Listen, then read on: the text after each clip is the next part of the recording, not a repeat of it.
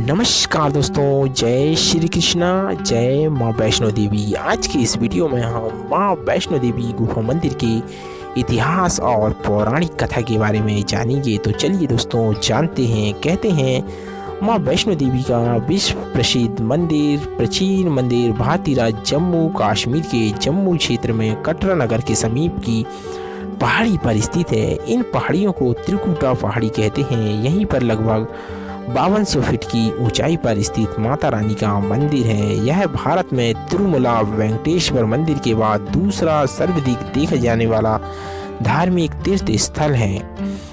त्रिकुटा की पहाड़ी पर स्थित एक गुफा में माता वैष्णो देवी की स्वयंभू 3 मूर्तियां, देवी काली दाएं, सरस्वती बाएं और महालक्ष्मी मध्य पिंडी के रूप में गुफा में विराजित है। इन तीनों पिंडियों के सम्मिलित रूप को ही माँ वैष्णो देवी कहा गया। इस स्थान को माता का भवन कहा जाता है। पवित्र गुफा की लंबाई 98 फीट है। इस गुफा में एक बड़ा चबूतरा बना हुआ है। इस चबूतरे पर माता का आसन है, जहाँ देवी त्रिकुटा अपनी माताओं के साथ विराजित हैं। दोस्तों, भवन वह स्थान है जहां माता ने भैरवनाथ का वध किया था। प्राचीन गुफा के समक्ष भैरव का शरीर मौजूद है और उसका सिर उड़कर 3 किलोमीटर दूर भैरव घाटी में चला गया। जिस स्थान पर सिर गिरा, आज उस स्थान को भैरवनाथ मंदिर के नाम से जाना जाता है। कटरा से ही वैष्णो देवी की पैदल चढ़ाई शुरू होती है, जो भवन तक करीबन 13 किलोमीटर और भैरव मंदिर तक 14.5 किलोमीटर की दूरी पर स्थित है।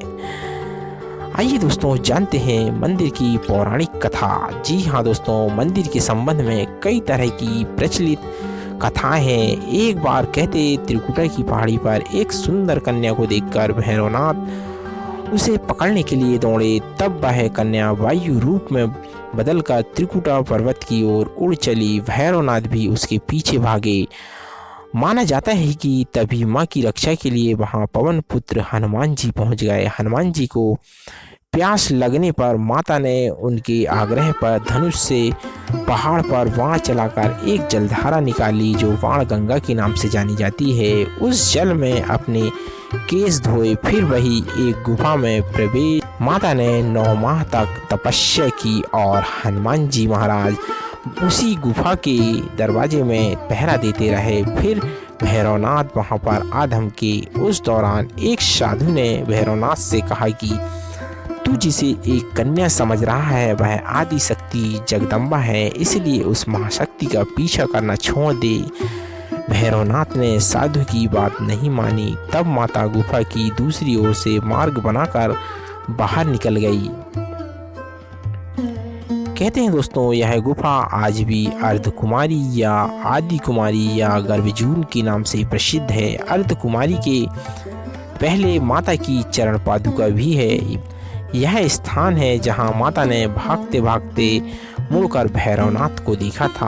अंत में गुफा से बाहर निकलकर एक कन्या ने देवी का रूप धारण किया और भैरवनाथ वापस जाने का कहकर फिर से गुफा में चली गई। लेकिन यह देखकर माता की गुफा में पहरा दे रहे हनुमान जी महाराज ने उन्हें युद्ध के लिए ललकारा। दोनों का युद्ध हुआ।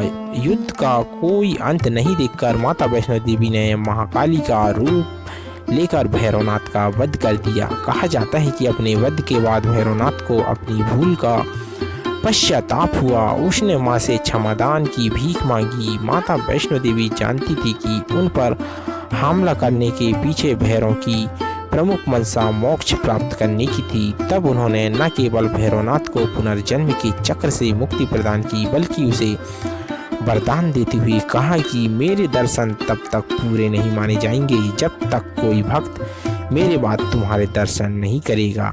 दोस्तों, हम इन सब बातों को अब यहीं पर विराम देते हुए इस वीडियो से लेते हैं विदा। जय माँ वैष्णो देवी।